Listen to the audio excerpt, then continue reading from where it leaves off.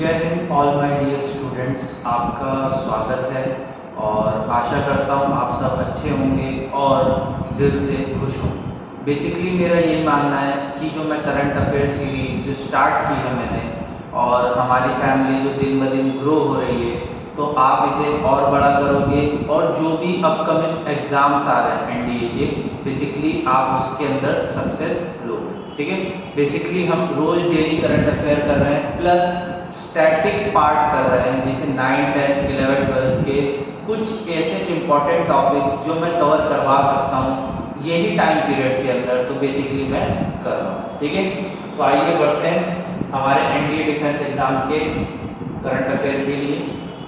सबसे पहले बहुत अच्छा कोटेशन है, push yourself, no one else is going to do it for you. Basically रोज आपको रिलीजियस वे में सबसे पहले करंट अफेयर फॉलो करना है। सबसे पहले आप दिनचर्या में उठते हो, अपना फ्रेश होते हो, खाना खाते हो, ये जो रूटीन है उसमें एक चीज और ऐड कर लेना है कि current affair, any how situation आपको करंट अफेयर देखना है जिससे कि आपका नॉलेज बूस्ट हो। मेरा बस यही मानना है, कम से कम आप इतने मैच्योर लेवल पे पहुंच जाओ कि लाइफ में आप कोई भी डिसीजन लो तो you get a edge about it. ठीक है, बेसिकली आपको कोई भी पुश नहीं करेगा आपके गोल के लिए, आपको आपके गोल के लिए कभी कोई पुश नहीं करेगा।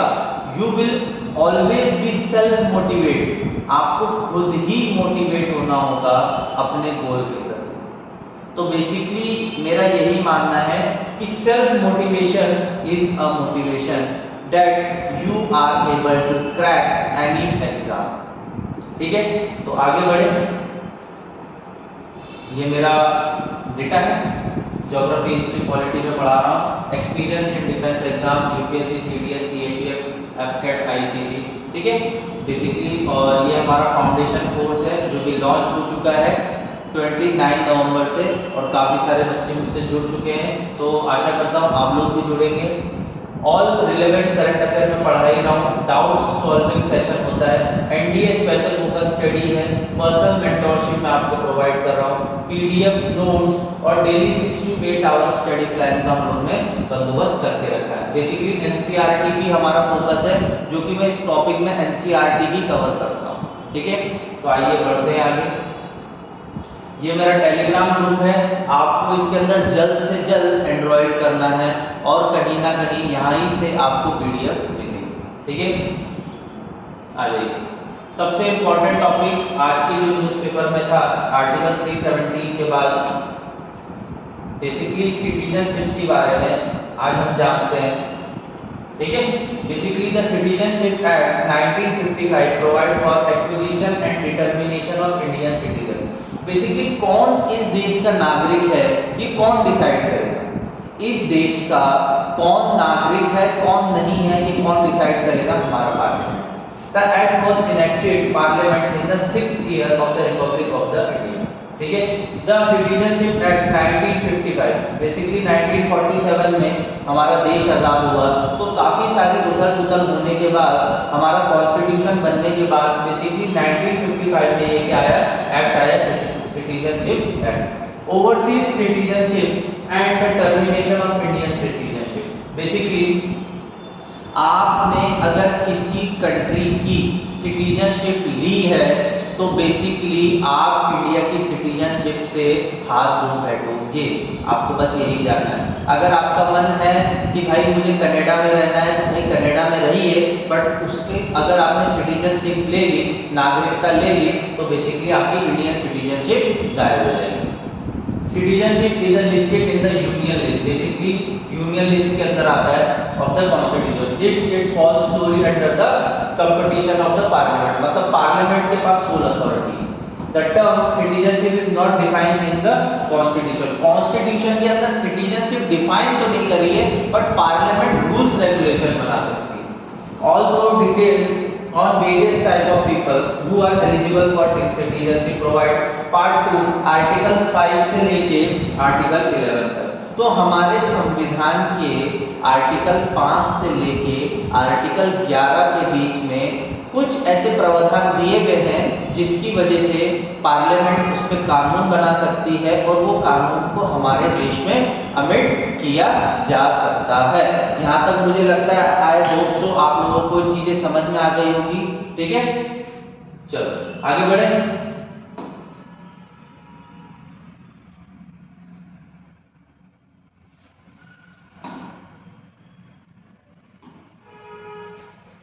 The following are some of the other constitutional provision related to citizenship। बहुत सारे और भी प्रोविजन है। No one shall deem to be citizen of India if he voluntarily accept the citizenship of foreign state। Basically अगर किसी व्यक्ति ने foreign state की सिटीजनशिप ले ली तो वॉलेंट्री उसकी सिटीजनशिप खारिज कर दी जाएगी। वॉलेंट्री का बेसिकली मतलब है automatically. Every person who is deemed to be citizen of India shall continue to be so subject the provision any law made by the parliament। अगर किसी को इस देश का नागरिक बने रहना है तो उसको अपने पार्लियामेंट का रूल्स एंड रेगुलेशन मानना पड़ेगा। Parliament shall have the authority to make any provision regarding the acquisition, termination of the citizenship, well as their matter permitting of citizenship। Acquisition मतलब कौन नागरिकता ले सकता है और कौन नागरिकता खत्म कर सकता है, ये पार्लियामेंट ही डिसाइड करेगी। Acquisition of parliament article under act 1955 कुछ तरीके हैं जिसके बेसिस पे हम सिटीजनशिप एक्वायर कर सकते हैं। पहले तो by birth for people born in India territory. जो व्यक्ति बेसिकली इंडियन टेरिटरी में बोर्न हुआ है वो इस देश की नागरिकता ले सकता है। उसके बाद डिसेंट, डिसेंट मतलब the person born outside India with Indian parent. Basically आपका जन्म कहीं भी हो सकता है वर्ल्ड में, जैसे कि हम यूएसए बोल सकते हैं, ऑस्ट्रेलिया बोल सकते हैं, बट आपके पेरेंट्स जो इंडियन थे ना तो आपको क्या मिल सकता है, बाय डिसेंट आपको क्या मिल सकता है, इस देश की नागरिकता मिल सकती है। उसके बाद registration for person whose ancestor were Indian citizen. Basically दादा के दादा के दादा अगर इंडियंस थे तो एंसेस्टर की वजह से भी आपको रजिस्ट्रेशन थ्रू क्या मिल सकता है, कहीं ना कहीं इंडियन नागरिकता। Naturalisation, a person staying in India for a long time. Basically कोई 12-15 साल से इंडिया में रह रहा है और वो बेसिकली बांग्लादेश का नागरिक है तो वो अप्लाई करके सिटीजनशिप ले सकता है। इनकॉर्पोरेशन ऑफ टेरिटरी, बेसिकली क्या करें, गवर्नमेंट कल को किसी कंट्री पे अटैक कर दे और वो टेरिटरी इंडिया में आ जाए तो बेसिकली क्या होगा कि वो इंडियन टेरिटरी में आ गई तो ऑटोमेटिकली इनकॉर्पोरेशन की वजह से अब वो हमारे देश के नागरिक हो गए। स्पेशल प्रोविजन है citizenship person cover by Assam accord. Assam accord कौन से साल में हुआ था, 2019 में। ठीक है, यही सिटीजनशिप एक्ट के अंदर अभी रिसेंटली 2019 के अंदर कुछ अमेंडमेंट्स किए गए हैं और बेसिकली बहुत सारी चीजें प्लस माइनस की गई थी। The amendment permit member of 6 community, मतलब 6 community, Hindu, Sikh, Buddhism, Jain, Parsi, Christianity from the Pakistan, Bangladesh, Afghanistan to continue to live in India, they entered India before December 14 and 2014।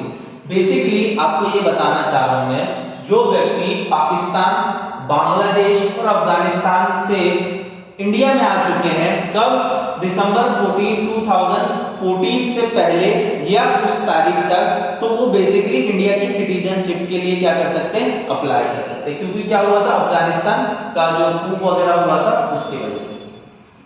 As per special precaution of application, 6 religion have naturalization period from the 11 to 5 year। Basically अगर जो 2014 में आ गया था, कहां से, अफगानिस्तान, पाकिस्तान, बांग्लादेश से, तो उसको 5 साल अगर उसने रह लिया, 2019 तक अगर रह लिया, तो बेसिकली उसको क्या मिल सकती है, सिटीजनशिप मिल सकती है। बेसिकली 11 साल का टाइम पीरियड होता है जब आप क्या कर सकते हो, ले सकते हो। ठीक है, according to the act, upon obtaining citizenship, people could regard the citizen of India day their admission to India and also legal procedure against them। Basically जो इलीगल माइग्रेशन हुए थे उसकी वजह से कहीं ना कहीं इंडिया के ऊपर बर्डन भी पड़ा था, तो हमने सिटीजनशिप देने की बात कही, क्योंकि जो रेफ्यूजी लोग होते हैं, जो अदर कंट्री से आते हैं, उनकी लाइफ सच में बहुत हॉरिबल होती है और ये बहुत बड़ा चैलेंज होता है किसी कंट्री को, क्योंकि लिमिटेड रिसोर्स होने की वजह से, पॉपुलेशन ज़्यादा होने की वजह से हमारी खुद की हमें बहुत सारे रिसोर्सेज को देखना पड़ता है। ठीक है, तो आगे बढ़े। I hope so citizenship act आपको क्लियर हुआ होगा। अब बात करते हैं प्रधानमंत्री उज्ज्वला योजना। ये बहुत इंपॉर्टेंट योजना है और कहीं ना कहीं अभी वोट आ रहा है तो मोदी जी फिर इस पे एम्फसाइज कर रहे हैं। प्रधानमंत्री उज्ज्वला योजना aimed at providing LPG gas, liquid petroleum gas, ठीक है, cylinder to rural and deprived household has face challenges ensure consist using among the beneficiary. Basically इस प्रधानमंत्री उज्ज्वला योजना के तहत ये क्या कर रहे हैं, ग्रामीण क्षेत्रों में और महिलाओं को खासकर, और जो डिप्राइव्ड लोग हैं, बीपीएल बिलो पॉवर्टी लाइन है, उनको सिलेंडर प्रोवाइड करेंगे। फ्री तो नहीं बोल सकते उसको, सिलेंडर फर्स्ट इंस्टेंस में फ्री होगा, बाद में रिफिल का चार्ज देना पड़ेगा। मतलब जो प्रोसेस होता है वो प्रोसेस के चार्जेस नहीं लगेंगे, बस यही। आउट ऑफ 9.58 करोड़ प्रधानमंत्री उज्ज्वला योजना, house hold 1.18 crore belong no refill in 2022-23 and another 1.5 crore bought one refill. Basically प्रधानमंत्री उज्ज्वला योजना के तहत अप्रोक्सीमेटली 9.5 करोड़ गैस दिए गए हैं, जिसमें 1.18 करोड़ ने कोई भी रिफिल नहीं करवाया है 22 और 23 में। मतलब बेसिकली अब गैस कितना भी दे दो, पैसा तो होना चाहिए ना भरवाने के लिए। आज के टाइम पे 1000 रुपए का सिलेंडर है, तो बेसिकली हर कोई तो अफोर्ड अभी भी नहीं कर सकता। गरीब आदमी की दिहाड़ी नहीं होती 1000, तो बेसिकली वो रिफिल कैसे करवाएगा। और 1.5 करोड़ लोगों ने क्या किया, एक टाइम में सिर्फ रिफिल किया, तो कहीं ना कहीं कंसर्न है। Low refill rate rise concern about the scheme ability ensure sustainable usage among the beneficiary. ये स्कीम लाने का सबसे इंपॉर्टेंट ये था कि जो ग्रामीण क्षेत्रों में लकड़ियां जला के या मतलब कोयले जला के उन पे खाना बनाया जाता है, तो उससे क्या होता है, पॉल्यूशन होता है। पॉल्यूशन से वुमेन्स को कैंसर जैसी बीमारियां भी हो जाती है। तो एलपीजी जो अच्छा गैस है, स्वच्छ गैस है, उस पे अगर खाना बनाया जाएगा तो कहीं ना कहीं महिलाओं को आंखों की बीमारी, कैटरैक्ट, काला आजार, इस तरीके की बीमारी नहीं होगी। और वुमेन्स की सेफ्टी की बात हुई थी। Between 2018 to 2023, rate for subsidiary LPG cylinder increased by 82%. कितना बढ़ गया, 2018 से 2023, मतलब अप्रोक्सीमेटली 5 साल के अंदर 82% हो गया। और 903 रुपए इन मार्च 2003 और 2018 में गैस का सिलेंडर का रेट कितना था, अप्रोक्सीमेटली 500, और आज के टाइम पे देखो 903 चल रहा है।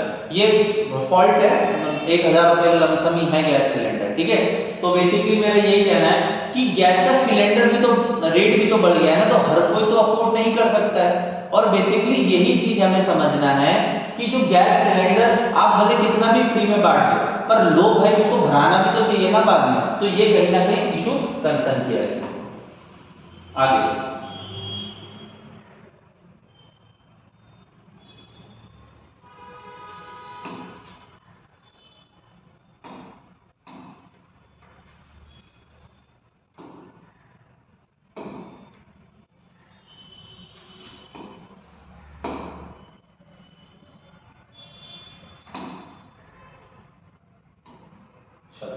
The Ministry of Petroleum and Natural Gas, MOPCIL, basically ministry of petroleum and natural gas, इसका जो मिनिस्ट्री है वो याद रखना है, आपके एनडीए के एग्जाम के लिए इंपॉर्टेंट है, ठीक है।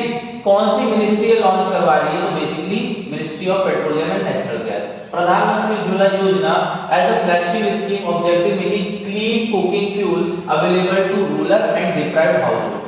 बेसिकली ये बात वही कर रहा है कि एलपीजी गैस उन लोगों तक पहुंच पाए जो कि रूरल एरिया में रह रहे हैं और डिप्राइव्ड है, ठीक है, जो कि फायरवुड को यूज कर रहे हैं, कोल को, काउ डंग्स, केक्स वगैरह ये सब को यूज कर रहे हैं ट्रेडिशनल, उसको चेंज करना है। इसका ऑब्जेक्टिव क्या है, सबसे इंपॉर्टेंट चीज ऑब्जेक्टिव होती है empowering women and protection their health. मैंने पहले भी आपको यही बोला था कि मोदी जी चाहते हैं कि वुमेन एम्पावरमेंट हो, वुमेन को अपना हक मिले, और गैस सिलेंडर जो मिलता है वो भी वुमेन्स के नाम पे ही मिलता है, सब्सिडी वुमेन्स को ही मिलती है।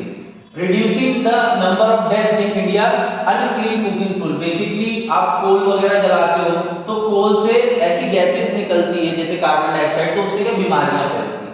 Preventing young children from significant number of acute respiratory illness caused due to the indoor air pollution by burning fossil fuel। Basically जो फॉसिल फ्यूल्स होते हैं, बहुत से लोग केरोसिन भी जलाते हैं, बहुत सारे ऐसी चीजें हैं जिसकी वजह से बच्चे जो घर में होते हैं उनको भी ये बीमारी हो जाती है। तो इसका ऑब्जेक्टिव हमेशा यही रहा। The beneficiary can also join the पहल स्कीम। पहल स्कीम भी कहीं ना कहीं इससे ही जुड़ी है, किससे? प्रधानमंत्री उज्ज्वला योजना से।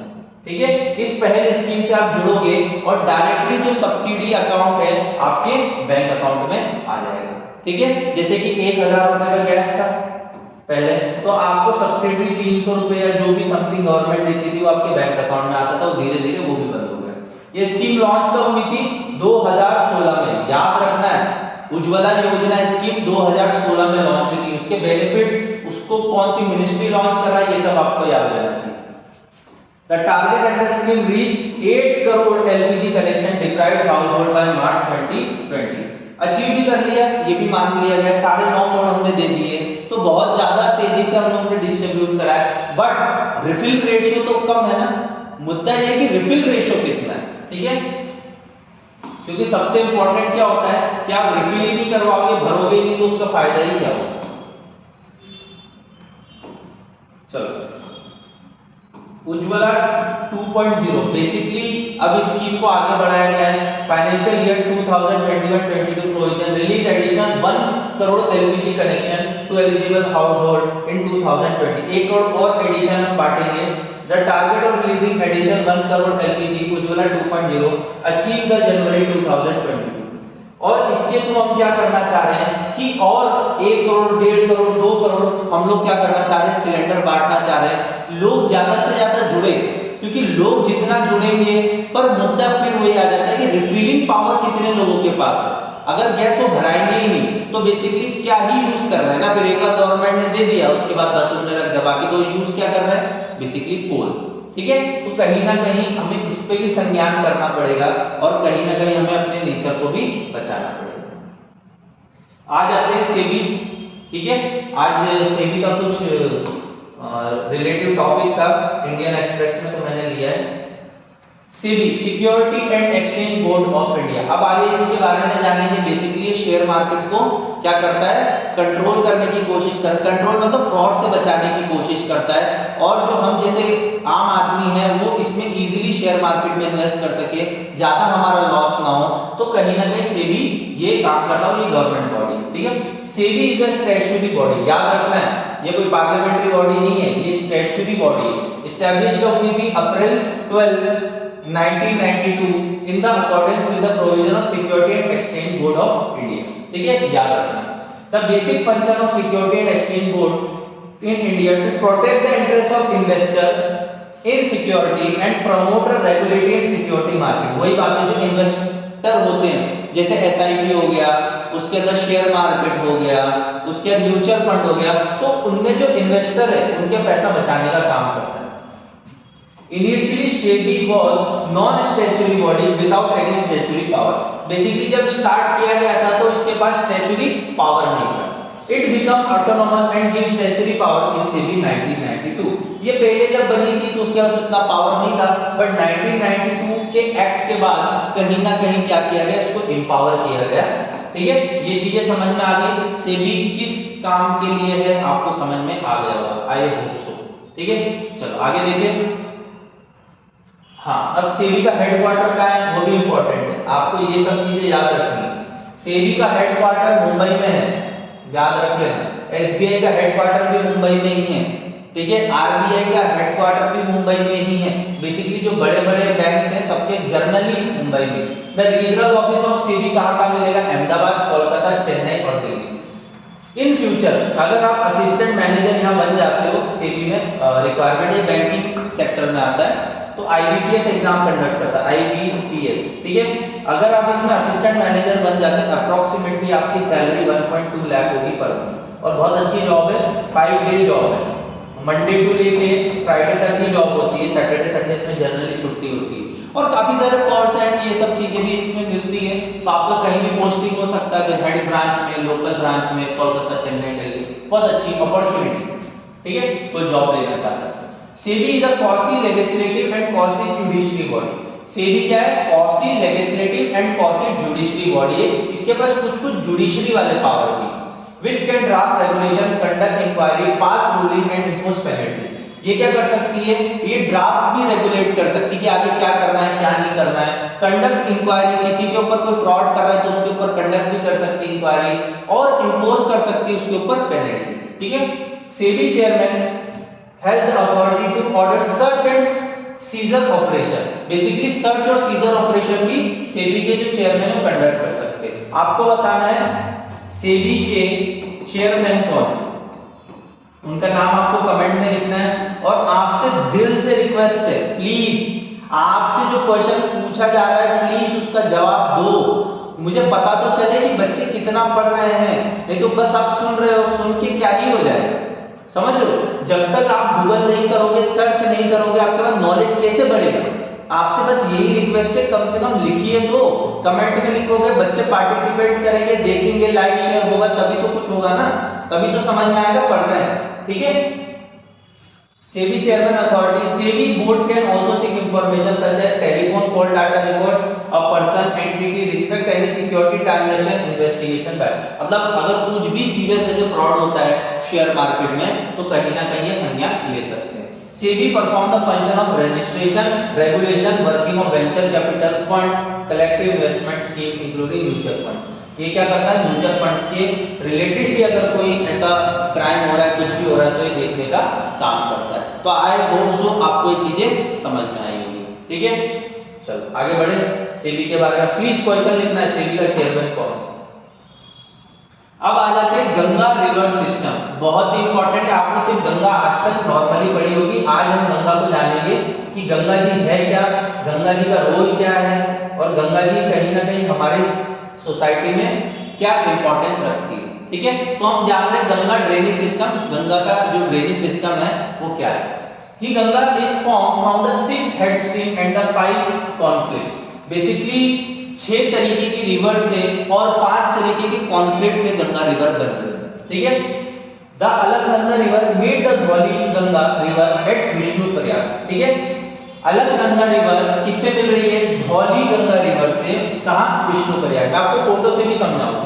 द नंदाकिनी रिवर और Nandprayag, the Pindari river form the Ganga main stream. देख लीजिए कितनी सारी रिवर मिलके क्या बना रही है, गंगा रिवर। पहले अलकनंदा रिवर किससे मिल रही है, धौली गंगा रिवर से, और कहां, विष्णु प्रयाग में, और नंदाकिनी रिवर मिल रही है नंद प्रयाग में, और पिंडारी रिवर मिल रही है गंगा से मेन स्ट्रीम में। ठीक है, the Bhagirathi considered to be the source stream rise out of the Gangotri glaciers.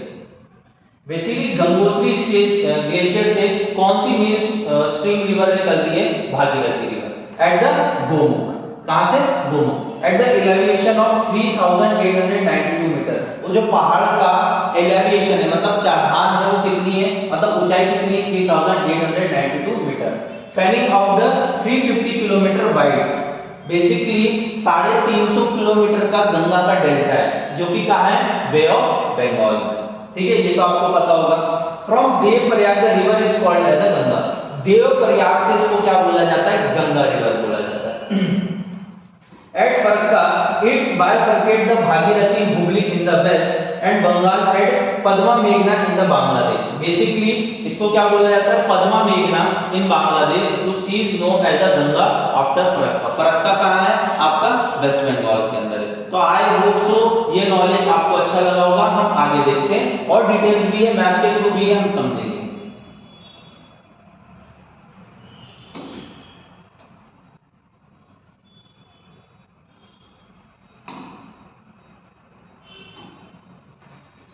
Brahmaputra known as Jamuna is here as Padma मेघना कॉन्फ्लिक्ट।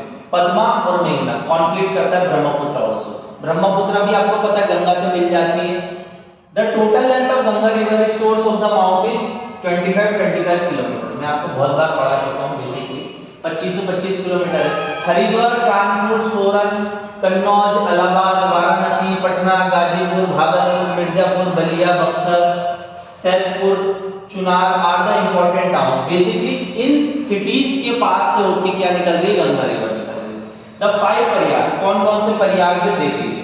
सिर्फ सबसे पहले देवप्रयाग, यही इंपॉर्टेंट है, यही आगे जाके रिवर बनाएगी। देवप्रयाग रिवर कहाँ मिलेगी? भागीरथी रिवर से और अलकनंदा रिवर से। देवप्रयाग कहाँ मिलती? जैसे एक तरफ से आएगी भागीरथी रिवर, एक तरफ से आएगी अलकनंदा रिवर, और इसके कॉन्फ्लिक्ट को क्या बोलेंगे? देवप्रयाग। ठीक है, इसी को कॉन्फ्लिक्ट बोलते हैं। रुद्रप्रयाग, रुद्रप्रयाग में कौन सी? मंदाकिनी रिवर और अलकनंदा रिवर। ठीक है, नंदप्रयाग, नंदप्रयाग में मंदाकिनी रिवर और अलकनंदा रिवर मिलेगी। करणप्रयाग, करणप्रयाग में पिंडारी रिवर और अलकनंदा रिवर मिलेगी। विष्णुप्रयाग, विष्णुप्रयाग में धौलीगंगा मिलेगी और अलकनंदा रिवर मिलेगी। Before entering the bay of Bengal, the Ganga along with Brahmaputra form the largest delta of the world in Bhagirathi Hooghly in Padma Meghna covering the area of 5075 square kilometer। Basically Ganga जब बे of Bengal में मिलने वाली होती है, उससे पहले गंगा और ब्रह्मपुत्र का कॉन्फ्लिक्ट होता है। कॉन्फ्लिक्ट मतलब मिलना होता है, उसकी वजह से क्या होता है? लार्जेस्ट डेल्टा बनता है इस वर्ल्ड का। ठीक है, और कहीं ना कहीं जो हमारा डेल्टा है वो बहुत फर्टाइल एरिया है इन द वर्ल्ड। ठीक है, यहाँ तक समझ में आया? तो हम आगे देखते हैं कुछ मैप के थ्रू। ये देखिए, आपको यहाँ से समझ में आएगा। अब इससे ज्यादा तो मजा आई नहीं, मेरा तो मानना यही है, आपको यहाँ से एकदम क्लियर होता है। सबसे पहले ये रहा बद्रीनाथ, ठीक है, ये रहा केदारनाथ, और ये रहा गंगोत्री, और ये रहा यमुनोत्री। ठीक है, यहाँ तक चीजें समझ में आ गई होगी। बद्रीनाथ, केदारनाथ, गंगोत्री, यमुनोत्री। ठीक है, यहां से आ रही है कौन सी रिवर? धौलीगंगा। यहां से कौन सी रिवर आ रही है? धौलीगंगा। और ये कहां मिल रही है? विष्णुप्रयाग में। ये कौन सा कॉन्फ्लिक्ट है? विष्णुप्रयाग का। यहां से आ रही है कौन सी रिवर? नंदप्रयाग। और ये कहां मिल रही है?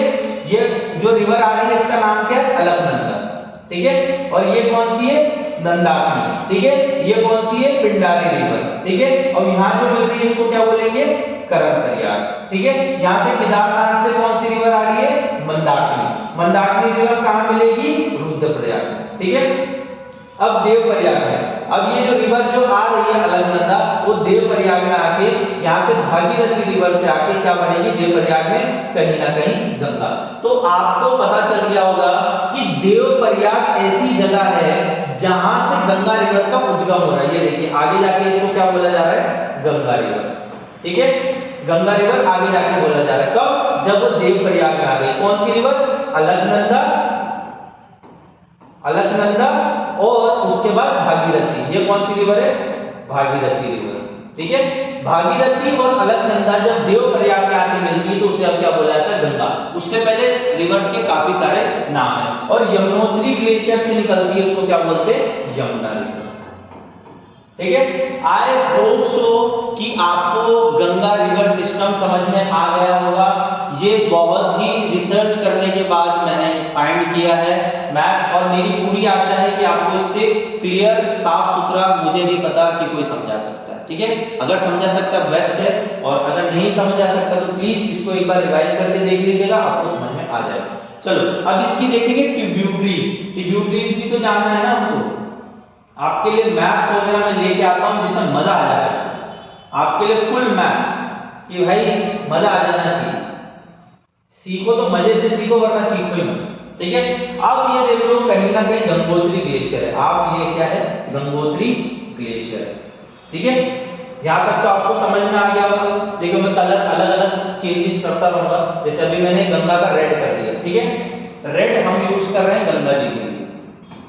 ठीक है, गंगा रिवर के लिए हम लोग रेड यूज कर रहे हैं। अभी आ जाता हूं येलो रिवर पे। ठीक है, गंगा मेन रिवर है। तो आप देखिए लखनऊ के पास से कौन सी रिवर निकल रही है? गोमती रिवर। ठीक है, लखनऊ के पास से निकल रही है गोमती रिवर। ठीक है, और यहीं से ऊपर से निकल रही है रामगंगा। ठीक है, और वो भी कहां मिल रही है? कन्नौज के पास। कहां मिल रही है? कन्नौज के पास। ठीक है, ऊपर से आ रही है कौन सी? घाघरा रिवर। ठीक है, कौन सी आ रही है? घाघरा रिवर, जो कि गंगा से मिल रही है। फिर आ रही है कहां से? गंडक रिवर। कहां मिल रही है? गंगा में। उसके बाद आ रही है कोसी रिवर। कोसी रिवर कहां मिल रही है? गंगा में। उसके बाद आ रही है महानदी। महानदी कहां मिल रही है? गंगा में। उसके बाद ये कहां है? पद्मा। पद्मा कहां मिल रही है? गंगा में।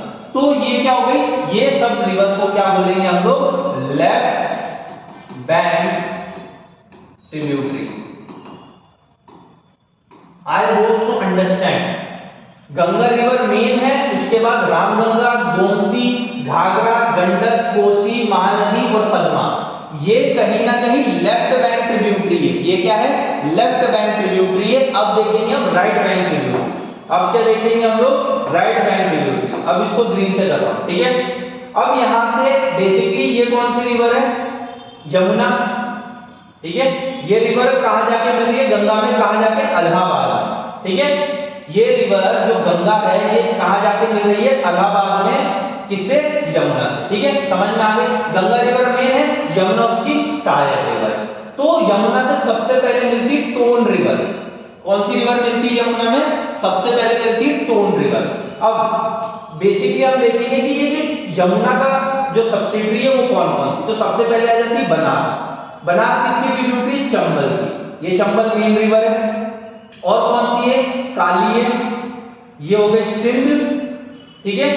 काली और सिंध किसकी है? चंबल की। और बनास भी किसकी? चंबल की। तो चंबल जाके कहां मिल रही है? किसके अंदर मिल रही है?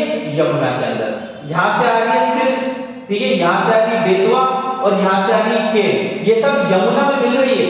यमुना में ये सब मिलने के बाद जाके गंगा रिवर के अंदर, कहां? इलाहाबाद वाले रीजन, ठीक है। अब आ जाते हैं यहां से क्या आ रही है? केन और उसी के अंदर आ रही है सोन रिवर, ठीक है। यहीं से आ रही है केन और यहीं से मिल रही है सोन रिवर डायरेक्ट कहां? गंगा जी के अंदर। उसके बाद ये रही है दामोदर रिवर जो कि बेसिकली आपको कहां मिल रही है? गंगा में डायरेक्टली हुगली नदी से। तो आई होप सो मैं जितना अच्छे से समझा सकता हूं उतना मैंने समझा। इसको क्या बोलेंगे? राइट बैंक ट्रिब्यूटरी, ठीक है। और प्लीज ये वीडियो को ज्यादा से ज्यादा शेयर करो कि बच्चे समझ सके कि गंगा रिवर का सिस्टम क्या है। क्योंकि बच्चों को पता नहीं, बस इतना ही पता होता गंगा जी ये है, बस गंगा जी यहाँ से निकल रही है। अरे नहीं, पूरा नॉलेज लो, अच्छे से लो कि आपके आगे वाले जो एग्जाम है उसमें हेल्प मिले, ठीक है। आई होप सो आपको क्लियर हो गया होगा, चीजें क्लियर हो गई तो लाइक और शेयर करना है। और अब आगे बढ़ते हैं। तो यहीं तक था आज का सफर। तो ओम फिनिक्स में जल्द से जल्द आइए, मुझसे मिलिए और अपना हौसला बढ़ाइए आपके एग्जाम्स के लिए। एनडीए के लिए तो हम लोग फाड़ देंगे एकदम, तो आप टेंशन मत कीजिए। मिलिए मुझसे और मेरा कॉन्टेक्ट नंबर। और अगर आपको वीडियो पसंद आए तो thank you this watching and आपका प्यार इसी तरीके से बना रहे। लाइक और शेयर जरूर करिए, ज्यादा से ज्यादा लोगों तक जोड़िए नॉलेज। और